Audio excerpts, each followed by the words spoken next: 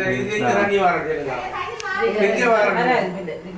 அதுக்கு வராது தண்ணியே வராது அவ்வளோதான் அழகா இருக்குது நீட்டா இருக்குது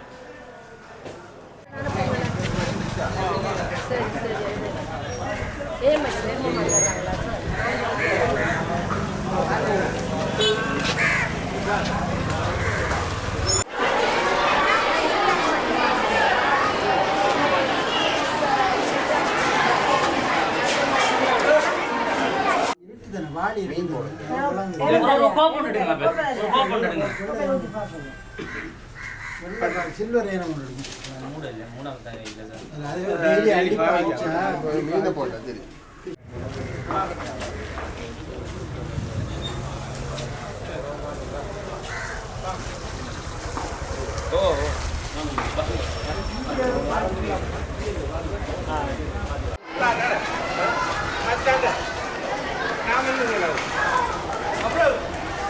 அவர் விட்டு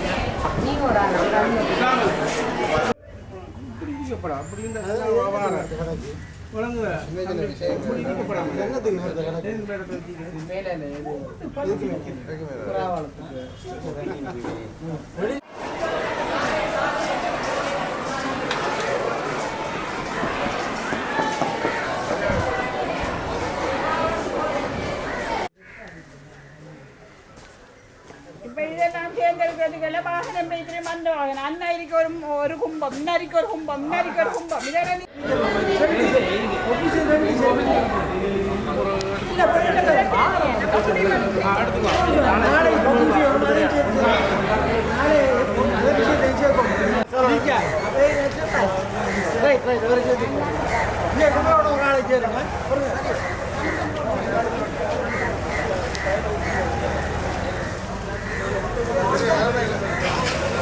டெங்கு தீவிர நோய் பரம்பல் நோயை கட்டுப்படுத்துவதற்காக ஒருங்கிணைந்த வகையிலே கல்முனை சுகாதார பணிப்பாளர் அலுவலகம், கல்முனை தெற்கு சுகாதார வைத்திய அதிகாரி அலுவலகம், கல்முனை மாநகர சபை, கல்முனை முஸ்லிம் பிரதேசத்துக்குரிய பிரதேச செயலாளர் செயலகம், முப்படையினர் மற்றும் மதமுறை சமூகத்திலே வாழக்கூடிய பொது அமைப்புகள், பள்ளி ஒன்றியம், விளையாட்டுக் கழகங்கள், மசூரா சபை மற்றும் மருதமுறையை சேர்ந்த சகல பொது அமைப்புகளும் நலன் விரும்பிகளும் ஒன்றிணைந்ததாக இன்று மருதமுறை பிரதேசத்திலே பாரிய அளவிலான டெங்கு ஒழிப்பு நடவடிக்கையை நாங்கள் ஆரம்பித்திருக்கின்றோம்.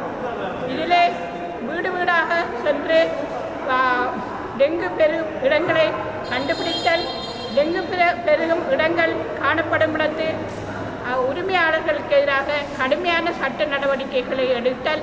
ஏனென்றால் கடந்த 2.5 மாதங்களாக நாங்கள் இந்த பிரதேசத்திலே வாழக்கூடியவர்களுக்கு பள்ளிவாசல்கள் மூலமாகவும் பொது அறிவித்தல்கள் மூலமாகவும் பல தடவைகள் நாங்கள் இந்த டெங்கு பெருகும் இடங்களை அவதானித்து சுத்தப்படுத்தி தங்களது வீடுகளை டெங்கு வீடுகளையும் பொது ஸ்தாபனங்களையும் நாங்கள் டெங்கு அற்ற பிரதேசமாக மாற்றுமாறு கோரியிருந்தோம். அநேக மாணவர்கள் அவ்வாறான பணிகளை செய்திருப்பதை நாங்கள் அவதானிக்கின்றோம். அவ்வாறு செய்ய தவறியவர்களுக்கு எதிராக இன்று எங்களுடைய வீடு வீடாக சென்று இந்த நடவடிக்கையை நாங்கள் மேற்கொள்கின்ற பொழுது அவ்வாறானவர்கள் கண்டுபிடிக்கப்படும் இடத்தில் கடுமையான சட்ட நடவடிக்கை எடுப்பதற்கும் நாங்கள் நீதித்துறையினருடன் இணைந்து நடவடிக்கைகளை எடுத்திருக்கின்றோம். இதே நேரத்தில் கல்முனை வலய கல்வி பணிப்பாளர் உட்பட பாடசாலைகள் சார்பாகவும் இந்த டெங்கு ஒழிப்பு நடவடிக்கைகளை இன்று நாங்கள் மேற்கொள்ள ஏற்பாடு செய்திருக்கின்றோம். இவ்வாறான சட்ட நடவடிக்கைகள் மற்றும் இவ்வாறான பொது நடவடிக்கைகளிலே இணைந்து கொண்ட அனைத்து பேருக்கும் இதற்கு எங்களுக்கு உதவி செய்த எங்களுடைய சகல ஸ்தாபன தலைவர்களுக்கும் பணியாளர்களுக்கும் பொறுப்பு வாய்ந்த அனைவருக்கும் சமூக நலன் விரும்புகிற சமூகத்தினருக்கு நாங்கள் நன்றி கூறுகின்ற அதே வேளை சகலரும் இதற்கு ஒத்துழைத்து நொழும்பு இந்த பிரதேசத்திலே கொள்கலங்களில் மட்டுமன்றி நாங்கள் 30 விதமான நொழும்பு பெருக்கத்துக்கு காரணமாகவே கொள்கலங்கள் அகற்றப்படக்கூடிய கொள்கலங்கள் காரணமாக இருப்பதாகவும் மீதி 70 வீத நொழும்பு பெருகும் இடங்களாக மூடப்படாத கிணறுகள் நீர் தொட்டிகள் லீக்கேஜுடைய உசிரி சிங்குகள் போன்றவை பாவனையிலே இல்லாத வீடுகள் பாவனையிலே இல்லாத வளவுகள் பாழடைந்த கட்டடங்கள் பாழடைந்த வளவுகள் மற்றும் பாவனையில் இல்லாத மலக்குழிகள் மற்றும் பூச்சாடிகள் இவ்வாறான இடங்களையே நாங்கள் 70 வீதமான நொழும்பு பெருக்கத்திற்கு அடையாளம் கண்டிருக்கின்றோம். ஆகவே இவ்வாறான இடங்களை குடியிருப்பாளர்கள் அடையாளம் கண்டு இதற்கு விசேட அவதானம் செலுத்தி இவ்வாறான இடங்களை நொழும்பு பெருக்கத்துக்கு ஏற்ற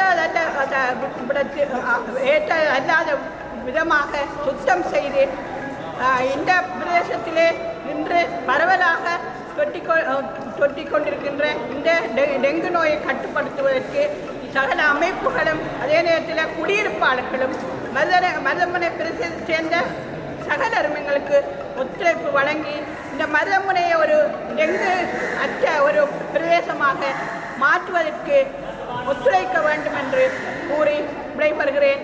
இவ்வாறு இல்லாத இடங்கள் இன்று கண்டுபிடிக்கப்படுமாக இருந்தால் அது அரசு கட்டடமாக இருந்தாலும் சரி, அரசு நிறுவனமாக இருந்தாலும் சரி, பொது நிறுவனமாக இருந்தாலும் சரி, பள்ளிவாசல்களாக இருந்தாலும் தனியார் குடியிருப்புகளாக இருந்தாலும் சரி, தனியாருக்கு சொந்தமானதாக இருந்தாலும் சரி, கடுமையான சட்ட நடவடிக்கைகளை இன்று நாங்கள் ஏற்பாடு செய்திருக்கின்றோம். ஆகவே அனைவரும் இணைந்து தங்கள் வீடுகளை தங்கியிருந்து வீடுகளை எங்களுக்கு திறந்து காட்டி இந்த செயற்திட்டத்தில் இணைந்து டெங்கு அற்ற மருதமுனையை உறுதிப்படுத்திக் கொள்ளுமாறு வேண்டி விடைபெறுகிறேன். நன்றி. மேலதிக செய்திகளுக்காக எமது யூடியூப் தளத்தை சப்ஸ்கிரைப் செய்யுங்கள்.